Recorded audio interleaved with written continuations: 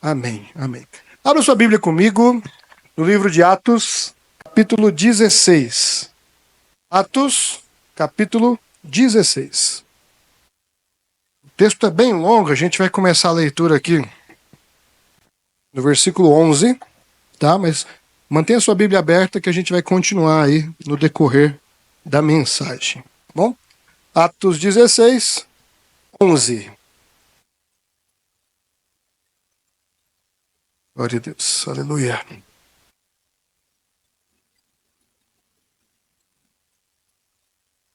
Atos 16, versículo 11. Né? Se você está sem Bíblia, você pode procurar o irmão do lado ou você pode aproveitar a nossa projeção aqui também. Tá bom? Diz assim a palavra do Senhor. Tendo, pois, navegado de Troade, fomos diretamente para Samotrácia no dia seguinte e a Neápolis. Dali fomos a Filipos, cidade da Macedônia, primeira do distrito e colônia romana. Nessa cidade permanecemos alguns dias. Pode tomar o seu assento? Mantenha a Bíblia aberta, tá? A gente vai continuar a leitura aí. Nesse mês, né, nós estamos falando de missões. Certo? Semana passada, a ideia foi falar sobre chamado. Todos nós somos chamados. Amém, irmãos? Você se lembra disso? Jesus te chamou para pregar o evangelho, amém? Glória a Deus. E hoje nós vamos falar sobre missões urbanas. Né? E o que são missões urbanas? Né? Se a gente for olhar, são missões que são feitas na cidade. É isso. Mas como se dá, né, as missões urbanas? Eu lembro que no seminário a gente tem uma matéria que a gente fala justamente sobre missões urbanas, a gente fala sobre estratégias, e eu diria que, resumindo bastante o conceito, eu diria que quando a gente se aborda missões urbanas, existem dois caminhos. Existe aquela ideia de mobilização. Você já viu uma mobilização missionária na cidade? Aquele pessoal, por exemplo, ele sai para entregar sopa na cidade, os moradores de ruas, para o pessoal que está trabalhando, né, na madrugada, enfim, ele sai com o objetivo de entregar sopa, e a sopa é a desculpa. Desculpa para quê? Para eles entrar no assunto e pregar o evangelho. É uma mobilização. Talvez também você já viu, geralmente jovens e adolescentes, num sinal, com a faixa, Jesus te ama. Aí às vezes faz uma peça teatral, às vezes uma mobilização, que o objetivo é falar de Jesus, pegar as pessoas no meio da rua falando sobre Jesus. Eu lembro que tinha, em algumas cidades eu já vi um projeto chamado Blitz de oração. Né? Diz que o pessoal fica numa rua movimentada, ele fala assim, para o carro, você quer receber uma oração. A pessoa para o carro, recebe a oração, aí mais para frente ela ganha uma Bíblia, aí mais para frente, se ela quiser, ela até batiza. É uma outra mobilização. Um amigo meu, Davi Lago, ele teve uma estratégia interessante. Foi, qualquer dia a gente vai adotar aqui na igreja. Ele chegou num dia frio, à noite, na igreja, um sábado frio. Tinha lá milhares de jovens na igreja. Falou assim, todo mundo vem aqui, traz sua blusa de frio para cá. Aí chegou, o pessoal empilhou um monte de blusa de frio e falou assim, agora a gente vai sair na rua para entregar essas blusas. E saiu entregando as blusas de frio pro pessoal na cidade que estava com frio. Morador de rua, enfim, todo mundo que eles viram na cidade estava com frio, saiu entregando a blusa e pregando o evangelho. Falou assim, a gente vai te dar uma blusa, só você deixar a gente fazer uma oração. E ali era uma mobilização. Mas missões urbanas não se resumem nisso, nessas experiências. Eu acredito que o método mais eficaz daquilo que a gente chama de missões urbanas é a evangelização no dia a dia. É aquela evangelização que você não planeja. É aquela pregação que você não sai de casa, hoje eu vou pregar isso, isso, isso, isso. Ela simplesmente acontece. Por quê? Você está tão cheio de Deus que você simplesmente derrama daquilo que você está cheio. Quando eu estava conversando com uma pessoa, Eu cheguei de viagem ontem à noite, falei assim, mas você vai pregar amanhã? Eu falei, rapaz, eu fiquei 4 dias enchendo, rapaz, eu tenho que derramar em algum lugar. Então, e essa é a verdade. Quanto mais a gente absorve, quanto mais a gente estuda a palavra de Deus, quanto mais a gente ouve pregações, quanto mais a gente é ministrado, mais preparado a gente está para ministrar. Então as coisas saem quase que natural. A gente fala, a gente absorve tanto Jesus, é tanto Jesus, Jesus, Jesus, Jesus, Jesus, Jesus, que na hora que a gente vai conversar sobre qualquer coisa, o que sai? Jesus. Você viu aquela pessoa que fica o dia inteiro na internet? Na hora que você vai conversar com ela, vai falar de quê? Do meme que ela viu na internet. Ela vai falar de fulano de tal que ela segue. Ela vai falar do quê? Daquilo que ela consumiu. Agora imagina você consumindo Jesus o tempo inteiro. De que você vai querer falar? Jesus. Então esse texto aqui, irmãos, ele vai falar de uma trajetória de Paulo na cidade de Filipos. Né? Você viu que Paulo foi guiado pelo Espírito Santo até aquela cidade. Né? E eu acredito que esse texto nos ensina muito, sabe? Para a gente pedir a intervenção do Espírito Santo na nossa caminhada. Às vezes a gente está tão acostumado com algo, né? Às vezes alguém te chama para pregar, fala assim, ó, você vai pregar sobre isso. Aí você fala, opa, já tem uma mensagem pronta. E a gente esquece do principal. Não é o que eu quero transmitir, mas o que Deus tem para transmitir. O que Deus quer falar. O que Deus quer fazer. E às vezes a gente tem uma rotina tão estabelecida que a gente esquece de perguntar a Deus. E aí, Deus, como é que vai ser? Vai ser isso mesmo? A gente esquece de falar assim, Senhor, intervém na minha agenda. Senhor, fala comigo, vamos de uma maneira especial. Será que se a gente entrasse no carro e perguntasse assim, e aí, Deus, mesmo caminho hoje? Será que não nos faria ir para o trabalho por uma rua diferente? Será que ele não faria a gente fazer alguma coisa diferente? Isso já aconteceu comigo. Às vezes eu dirigindo, Deus fala assim, opa, vira aqui, ó. E Deus tinha um propósito no endereço que ele estava me levando. Então isso é o quê? Dependência. Né? Uma coisa que Paulo demonstra durante o seu ministério é justamente a dependência.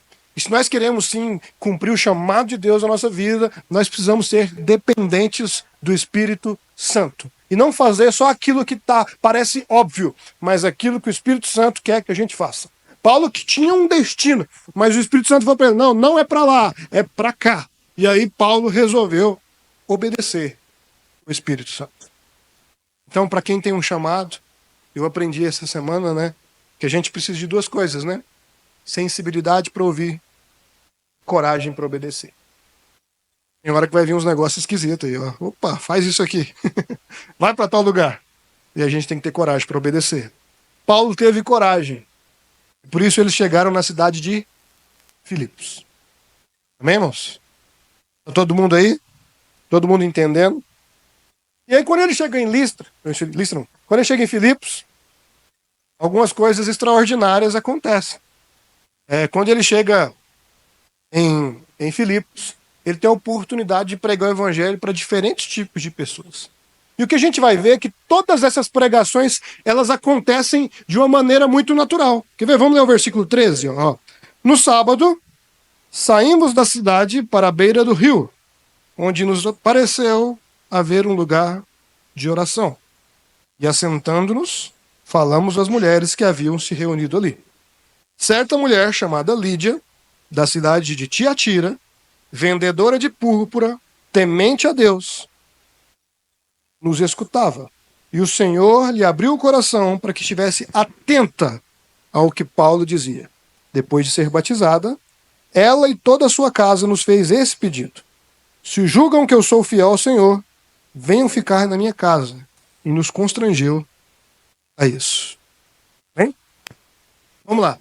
Irmãos, muitas vezes a gente deixa de pregar a palavra por conta da religiosidade, por conta que a gente está engessado, sabe?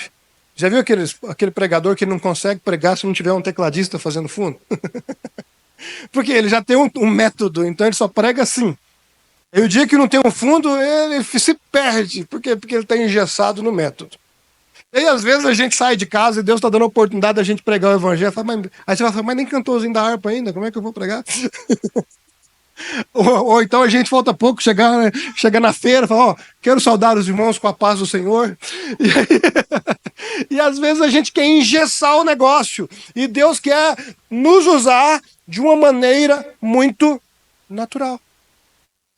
Deus quer usar a gente para pregar sem púlpito, sem microfone, sem plateia grande. Deus quer que a gente simplesmente compartilhe de uma maneira natural aquilo que nós temos no nosso coração, aquilo que nós temos na nossa mente. Irmãos, não foram poucas as vezes que eu me vi pregando o evangelho em lugares assim bem diferentes. Eu lembro de ouvir uns pastores falando de evangelismo no Uber, no táxi. Eu falei, rapaz, qualquer dia eu quero experimentar um negócio desse. Aí hoje em dia eu entro no Uber, eu já começo a falar, e aí, tudo bem? Tudo bem? Vai pra onde? Eu fico o tempo inteiro procurando uma deixa para ver se a gente entra no assunto que é Jesus. E eu lembro um dia que o Uber foi me deixar na porta de casa. Eu tava descendo do Uber. Não, peraí, você vai embora sem orar? Eu falei, opa, peraí. Vamos terminar a pregação aqui, né? Então, a gente já tinha conversado tanto. Era o que? Era um irmão que estava desviado. E eu falando para ele, você tem que voltar para a igreja, você tem que se reconciliar, e etc, tal. Aí na hora que a gente parou na porta de casa, que eu ia descer, não, você não pode descer do carro sem orar. Eu falei, então vamos orar. Na hora que eu acabei a oração, ele estava derramando de chorar em cima do volante. O que é isso? Aproveitando as oportunidades no dia a dia. No meu trabalho, várias vezes, tanto na base aérea, como na CAOA, né? No meu trabalho. Irmão, que oportunidade que eu tinha, eu queria falar de Jesus. Já fiz oração em corredor, eu já fiz aconselhamento em sala de reunião, já aproveitei o máximo, todas as oportunidades que eu tinha, o quê? Para falar de Jesus. Para falar do Evangelho. E é isso que Paulo está nos ensinando aqui. Nós temos que procurar oportunidades para a pregação do Evangelho. Sabe por quê? Porque tem muitas pessoas que elas não vão na igreja ouvir a palavra. Elas precisarão ser alcançadas onde? É na rua, é no trabalho, é na escola, é na faculdade. E quem é que vai falar para elas lá? Nós.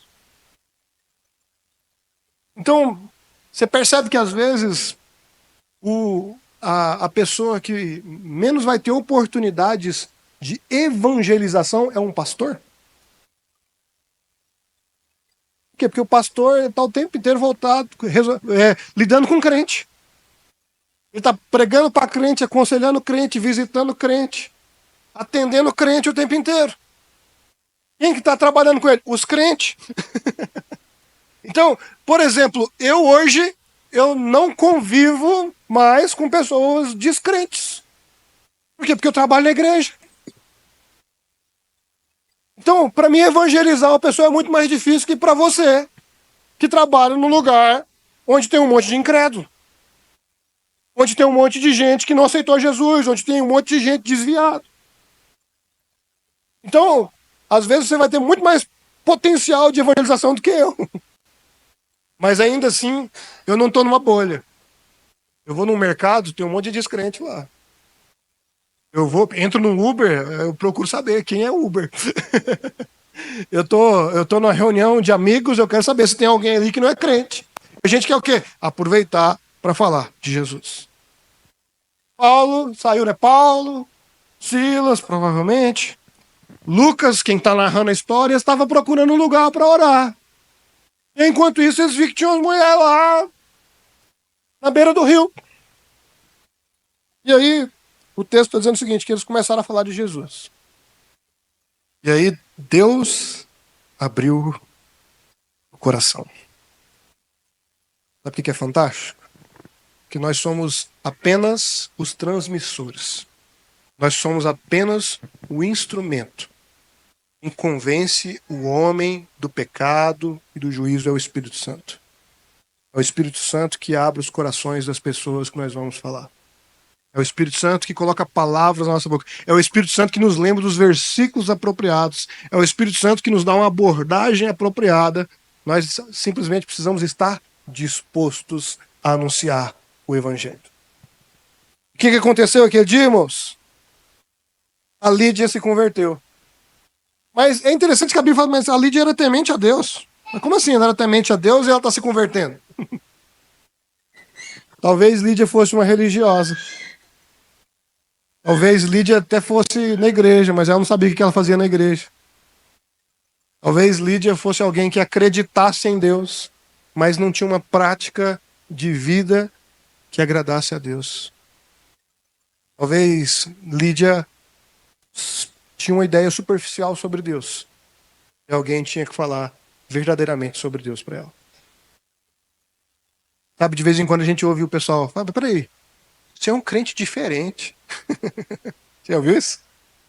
Os crentes que eu conheço é tudo chato, você é gente boa. Ah, não, você não fica me condenando, você não fica me julgando, você demonstra amor, você é uma pessoa cheia de paciência, você tem um olhar diferenciado. O que é isso, irmãos? São pessoas que às vezes até acreditam em Deus, mas que não entregaram a vida para Jesus ainda, porque talvez não tiveram experiências verdadeiras com pessoas piedosas que conduziram elas até Jesus. Então elas ainda não sentiram o refrigério da alma.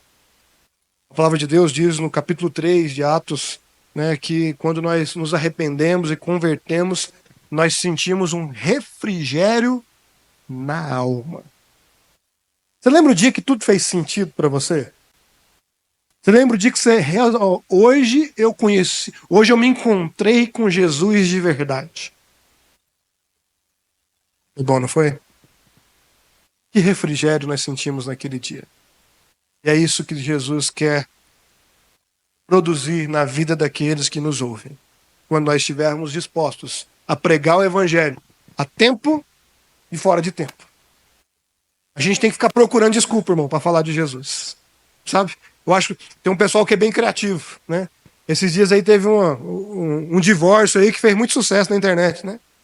Aí todo mundo fazia marketing em cima do divórcio, né? Inclusive o pessoal da Zion, né? Então, todo mundo tava fazendo marketing em cima da fofoca da vez.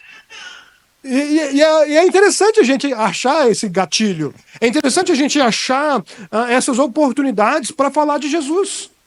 Às vezes aproveita uma oportunidade no futebol, às vezes você vai aparece uma oportunidade no ambiente acadêmico. Enfim, é isso que Jesus quer que a gente faça. Prega o evangelho a tempo e fora de tempo. Amém, irmãos? Amém? Tá bom. Vamos continuar aqui o texto, a leitura, versículo 16. Aconteceu que, indo nós para o lugar de oração... Gente, esse Paulo orava mesmo, né? De novo ele está querendo orar, você viu? É por isso que Deus usa, né? Aquele que está perto dele.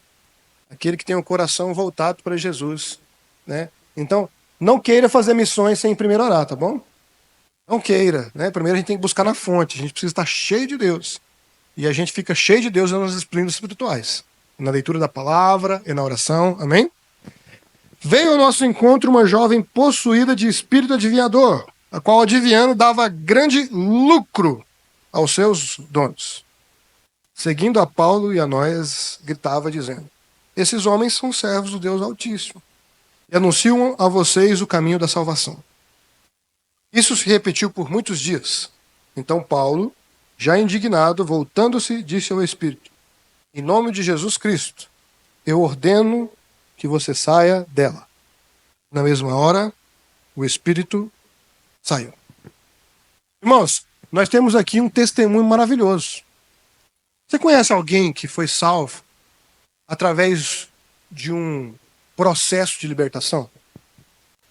Talvez alguém que passou por uma casa de recuperação, talvez alguém que teve um casamento destruído, talvez alguém que passou por dificuldades financeiras, talvez alguém que passou por um período de sofrimento e, graças ao Evangelho, essa pessoa se reergueu. É lindo, né? Semana passada, no culto da noite, estava aqui o pastor João Batista falando do trabalho da Missão Vida. Irmãos, eu comprei o livro A Missão que Nasceu de Madrugada, eu acho que é isso. que conta um pouco da história do reverendo Wildo, né? E a história de como a missão Vida nasceu. Irmãos, e é impossível não se emocionar em ver o que Deus fez e o que Deus está fazendo através da missão Vida, através desse trabalho. Quantas pessoas têm sido restauradas? Quantas pessoas foram libertas da mendicância? Quantas pessoas foram libertas dos vícios, das drogas, da violência através desse trabalho? Mas a gente precisa entender que muitas vezes esse trabalho ele não acontece com uma única oração. Se Deus quiser, a pessoa com uma oração resolve a vida dela. Mas nem sempre é assim. Eu diria que na maioria das vezes não é assim. Uma pessoa que está, por exemplo, sofrendo com vício em drogas, ela vai para a casa de recuperação, você vai começar a ver efeito nela depois de uns 6 meses.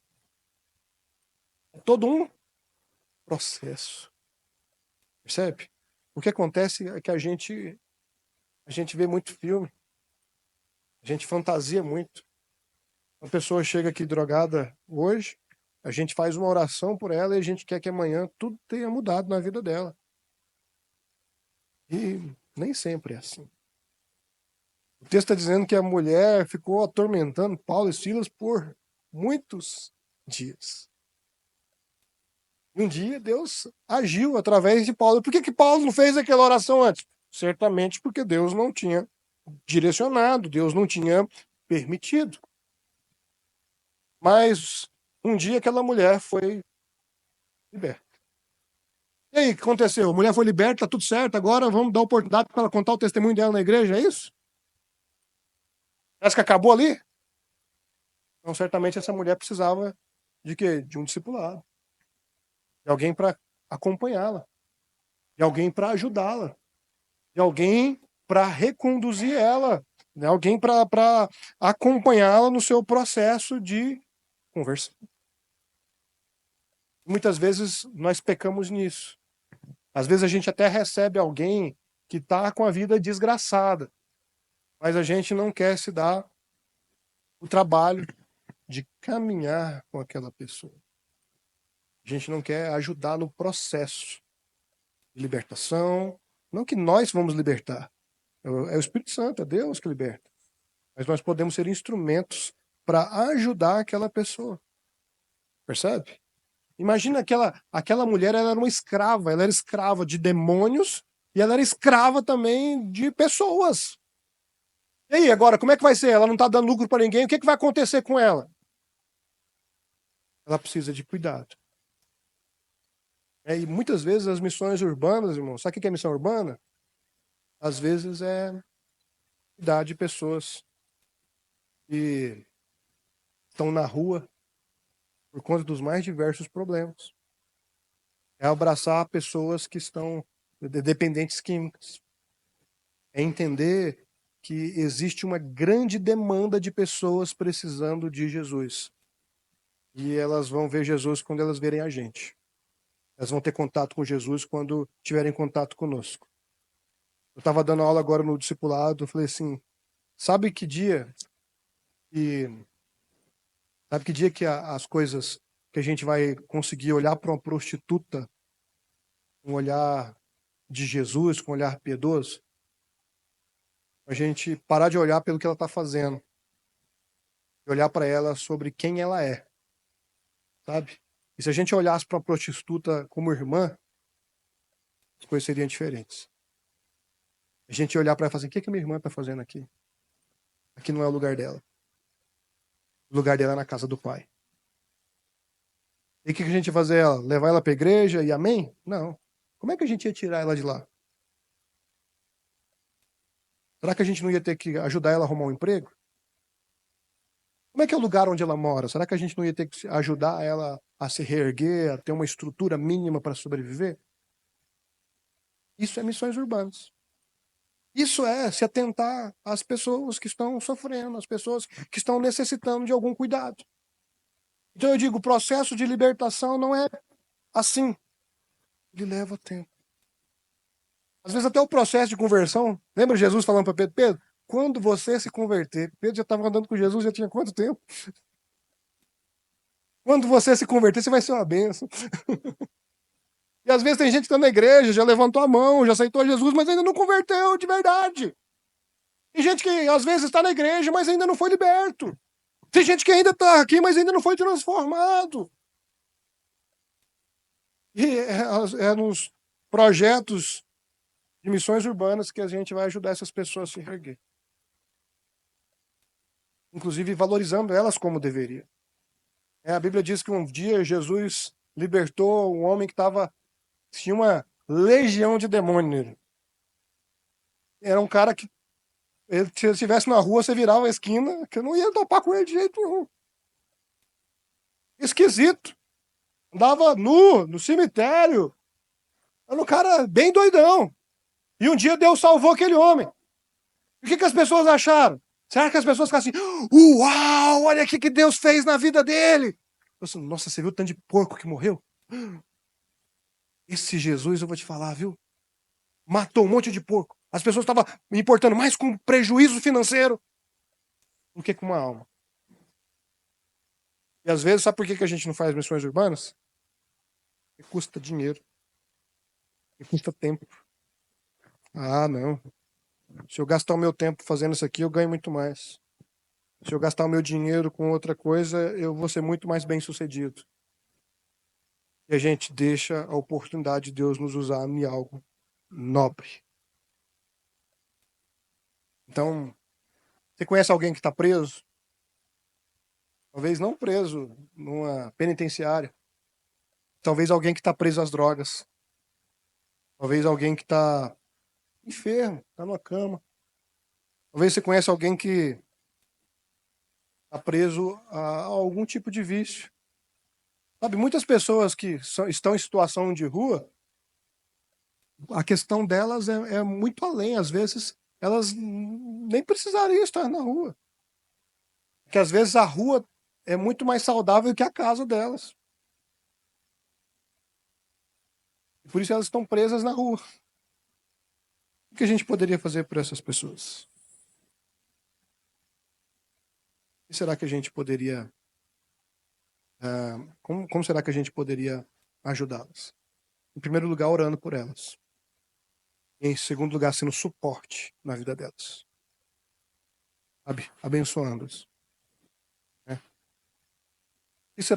Como será que nós podemos ajudar? Às vezes não é só dar o peixe, às vezes é justamente ensinar a pescar. Às vezes a gente quer promover o assistencialismo, né? Ah, fulano precisa de pagar o aluguel, eu vou lá e pago o aluguel dele. Mas aí mês que vem ele vai precisar de novo, você vai lá e paga de novo. Não, a ideia não é essa, irmão. A ideia é falar assim, o que será que está dando errado que ele não está conseguindo pagar o aluguel? Às vezes ele está num emprego que não paga o suficiente, você pode ajudar ele. Às vezes o problema é a administração. Às vezes é outra situação, e aí a gente vai ajudar e não simplesmente patrocinar aquilo que está acontecendo. Amém? Isso também é missões urbanas. Amém? Vamos para o próximo? Versículo 27. O carcereiro despertou do sono. Ou melhor, vamos ler a partir do... Deixa eu ver aqui. 22. Ó, então a multidão se levantou unida contra eles e os magistrados, rasgando-lhes as roupas, mandaram açoitá-las com varas.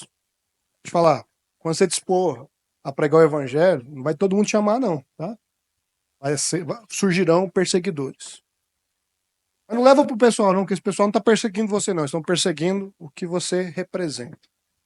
Eles querem perseguir Jesus. Amém?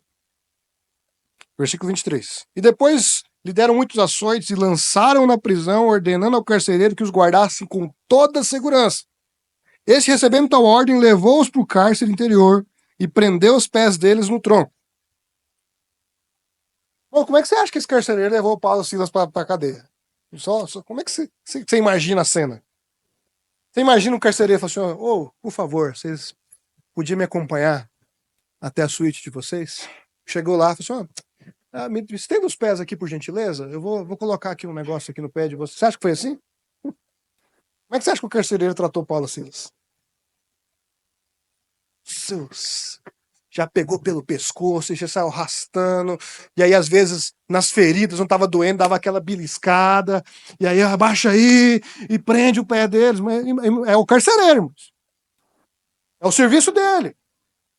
É o que ele está fazendo, era o que ele está acostumado a fazer. Ele é acostumado a lidar com o quê? Com um bandido. E aí, quando entrega 2 homens para ele, todos arrebentados, o que vão falar? Ó, guarda com toda a segurança. Você, esses caras devem ser muito perigosos. Então, como é que você acha que foi? Foi um carinho? Acho que não. Versículo 25. Esses dias a gente pregou sobre isso, né? Por volta da meia-noite, Paulo e Silas oravam e cantavam louvores. Olha o Paulo orando de novo, gente. Tá vendo? Não tem como ser missionário sem ser pessoa de oração. Não tem como cumprir os propósitos de Deus na nossa vida sem estar ligado a Ele em oração, sem estar falando com Ele, se relacionando com Ele sempre que possível, amém? E cantavam louvores a Deus e os demais companheiros de prisão escutavam. De repente sobreveio o tamanho terremoto que sacudiu os alicerces da prisão. Todas as portas se abriram e as correntes de todos os presos soltaram. Uma outra coisa que me admira em Paulo e Silas aqui é a questão da autenticidade. Viu? Tem gente que só tem coragem de falar de Jesus quando é um conhecido. Então, a zona de conforto dela é falar com conhecidos. Aí se chegou alguém que não conhece, ela já fica toda... Agora tem gente que é o contrário, só vai ter coragem de falar quando não tem ninguém conhecido, porque ninguém nunca mais vai ver minha cara mesmo, então se eu falar alguma coisa errada aqui, eu vou embora. Mas Paulo e Silas não tá nem aí se conhece ou se não conhece.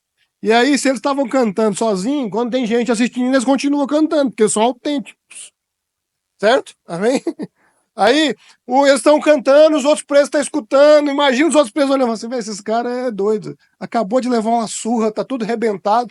E eles estão aqui por causa desse Deus que eles estão cantando. O que eles estão fazendo aqui? Eu fico imaginando o carcereiro escutando aquelas músicas, assim, esses caras não tem lógica, não. E aí o que acontece? Terremoto. A gente falou esses dias, qual é a canção que abre cadeias? Qual é a canção que liberta as pessoas, né? A gente não sabe. E aí, versículo 27. O carcereiro despertou do sono e, vendo as portas da prisão, puxando da espada, ia suicidar-se, pois pensou que os presos tinham fugido. Mas Paulo gritou bem alto: não façam nenhum mal a si mesmo. Estamos todos aqui. Isso aqui, mais uma vez, mostra o coração piedoso do servo de Deus. Porque muitas vezes, quando alguém faz algo mal pra gente, o que a gente quer? Né? Já viu? O cidadão te dá uma fechada no trânsito, e aí você tá indo atrás dele, aí depois ele vai ultrapassar, tá vindo um caminhão, você fala assim, podia enfiar esse cara nesse caminhão aí pra ele largar de ser besta, né? Assim? Alguém é mal educado que você. Aí você vê alguém sendo mal educado que você tá. Vai! Achando que. Imagina o carcereiro que deu um sanfonão no Paulo. Hã? Ele já tava todo arrebentado. O cara foi lá, bateu nele, né? Deve ter dado uns apertos. E agora esse cara tá com a espada pronto para suicidar. Se o Paulo não fosse crente, fala assim, agora pronto, agora ele vai resolver a vida dele. Ele tem mais é que se matar mesmo. Mas servo de Deus não consegue ver nem aquele que lhe fez mal sofrendo. Servo de Deus não consegue. Sabe? Ele olha para aquele com piedade, com compaixão. Fala assim, cara, esse cara precisa de Jesus. Ele está desesperado por causa de Jesus. Você fala, oh, não faz isso não. As coisas podem ser diferentes na sua vida. E aí aquele homem, o texto vai dizer, ó, então o carcereiro, tendo pedido uma luz, entrou correndo e trêmulo, prostrando-se diante de Paulo e Silas, depois trazendo-os para fora de senhores, o que eu devo fazer para que seja salvo? Eles responderam, creia no Senhor Jesus e você será salvo, você e toda a sua casa. E pregaram a palavra de Deus a carcereiro e a todos os que faziam parte da casa dele. Naquela mesma hora da noite, cuidando deles, lavou-lhes as feridas dos açoites, Logo a seguir, ele e todos os membros da casa dele foram batizados. Então, levando-os para sua própria casa, deu-lhes de comer, e com todos os seus manifestava grande alegria por ter crido em Deus. Imagina só, Paulo começou o dia apanhando o cara e terminou o dia sendo cuidado por ele. O cara que de dia foi responsável pelo seu sofrimento, de alguma forma, né? À noite está lavando as suas feridas. À noite está servindo a mesa dele. Está sendo abençoado por ele. Deixa eu falar algo muito importante para você aqui. Talvez lá no seu trabalho tenha alguém que te persegue. Talvez lá na sua vizinhança tenha alguém que te faz mal. Talvez na sua família tenha alguém que te tira do sério. Talvez Deus queira usar você para salvar essa pessoa.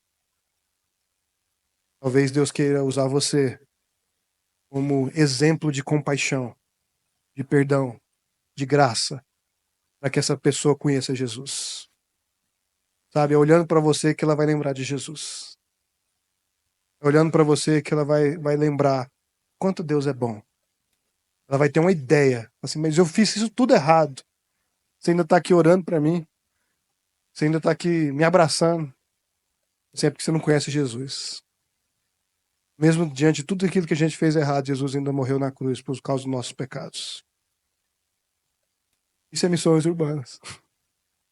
Isso é missões urbanas. No trabalho, não foram poucas as vezes, eu ajudei pessoas que me fizeram mal. Eu abençoei pessoas que levaram vantagem em cima de mim. Eu abençoei aqueles que por algum momento me odiaram. E foi assim que Deus lembrou essas pessoas do amor delas. Foi assim que Deus salvou algumas pessoas, sabe? Eu já contei esse testemunho aqui a vocês, mas alguns irmãos talvez não ouviram, né? Em um dos meus empregos, tinha uma pessoa que me perseguia muito. Ela queria minha cabeça por todos os custos. Ela chegou a falar com o encarregado nosso, falou assim, ó, demite o Eberson. Levava provas, arrumava armadilhas, sabe? E aí um dia eu saí da empresa, porque eu arrumei outra coisa para fazer, outra coisa melhor. E eu já estava no outro emprego, já tinha alguns meses. E aí essa pessoa que me perseguia me liga. E aí, Emerson, tudo bem? Tudo bem. Então, eu vou casar sábado, tá me chamando para casamento? O pastor que ia fazer não vai poder fazer. Será que você poderia ir lá celebrar o meu casamento? Essa é a hora que a gente mostra se a gente é crente, né? Rapaz, você vai arrumar um pastor lá na. Eu falei, claro, com prazer. Celebrei o casamento dele, abençoei ele, a esposa dele, sabe? E aí, ano passado, a gente lançou a pré-venda do livro Arte de Servir. Uma das primeiras pessoas a comprar o livro foi esse irmão. A gente fez o casamento dele. Ele, quando eu celebrei o casamento dele, estava desviado. Agora ele voltou para Jesus, ele e a casa dele serve Jesus, sabe? E a Deus toda a glória. Mas eu creio que de alguma forma Deus ministrou na vida dele através da minha vida. Sabe? Deus quer usar vocês também. Então, não acho que missões urbanas é você levar o púlpito lá para o seu trabalho, colocar lá, falar assim, irmãos, agora nós vamos fazer um culto, tá bom?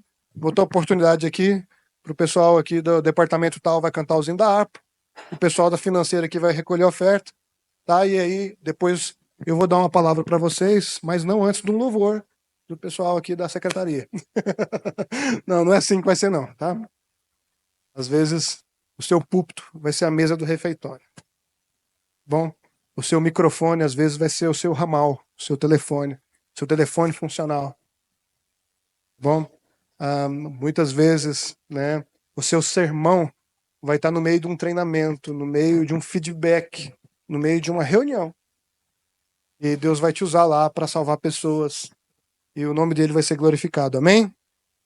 Amém? Glória a Deus. O texto, vamos terminar? Cadê? Versículo 40. Tendo saído da prisão, Paulo e Silas dirigiram-se para a casa de Lídia e, vendo os irmãos, os animaram, depois partiram. Sabe o que é que eu gosto nesse texto? Tem gente de todo tipo aí, você já viu? Por quê? Porque Deus não faz acepção de pessoas. Deus salva homem e mulher, idoso e criança. Deus salva pobre e rico, preto e branco. Deus salva flamenguista e vascaíno. Deus salva petista e bolsonarista. Deus salva todo mundo. Deus não faz acepção de pessoas. A gente viu Deus salvar uma empresária, mulher. Não se fala do marido dela, a gente não sabe nem se ele existe. Deus salva uma escrava. Deus salva um funcionário público. Viu? Coloca isso tudo na mesma igreja. Provavelmente chegava lá, quem sabe um tempo depois, Paulo voltou lá em Filipos, era a diaconisa Lídia. Era o presbítero carcereiro, ex-carcereiro, ou talvez carcereiro ainda. Talvez a escrava estava no louvor. Enfim, todos foram chamados para a mesa. Tem lugar para todo mundo na mesa. E a nossa missão é essa. Tá aí nos quatro cantos, dizendo, ó, tem lugar na mesa. É um dia chegar, patrão, sabe uma coisa? Tem lugar na mesa pro senhor, tá? Às vezes chegar pro funcionário, ô meu amigo, olha só, que bom que você tá aqui, mas eu queria dizer, tem lugar na mesa para você também. Sabe? Quando a gente chama alguém para vir na igreja, a gente tá dizendo, ó, tem lugar na mesa lá, viu? Tô me alimentando, Deus tem cuidado de mim, mas tem lugar para você também. Sabe? Quando a gente faz uma oração, quando a gente encaminha uma pregação, e, rapaz, na segunda-feira, no meu trabalho, era de lei. Ia falar o que aconteceu no domingo. O que aconteceu no sábado. Né? Às vezes você chegava e, rapaz, no culto dos jovens foi assim, assim, assim. Nossa, no domingo de manhã o pastor falou sobre isso. Ah, no domingo à noite a gente recebeu o pessoal da Missão Vida. Ah, e aí a gente, sabe, a gente usa aquilo que a gente tem aqui como assunto para a gente levar Jesus para as pessoas que não vieram, para as pessoas que estão lá fora. Eu lembro de, às vezes, no refeitório, lá da base aérea, falando de o que aconteceu aqui. Falei, não, eu preciso ver essa pregação. Aí eu já saía de lá com o link, ó, tá aqui, assiste agora. Às vezes Deus vai te usar mandando um link de uma pregação. Ou às vezes a pessoa não vai ver a pregação, mas você pode repregar a mensagem que você ouviu para aquela pessoa. Para pensar nisso? Você pode transmitir aquilo que você recebeu para aquela pessoa que senta do seu lado todo dia. Aquela pessoa que você passa por ela o tempo inteiro. Daquela pessoa que convive com você, mas que talvez esteja longe de Jesus. Amém? Amém? Vamos ficar de pé para a gente orar?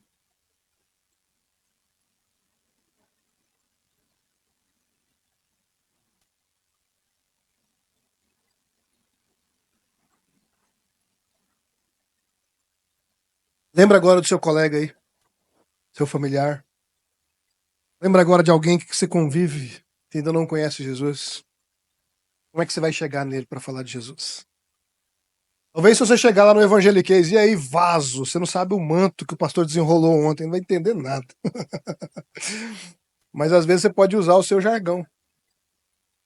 Enquanto na aeronáutica eu ficava o tempo inteiro falando de comando, capitão, soldado de Cristo. Às vezes na empresa a gente vai falar de liderança, a gente vai falar de network, de relacionamentos, a gente vai falar daquilo que eles estão habituados. Nisso Deus vai nos usar.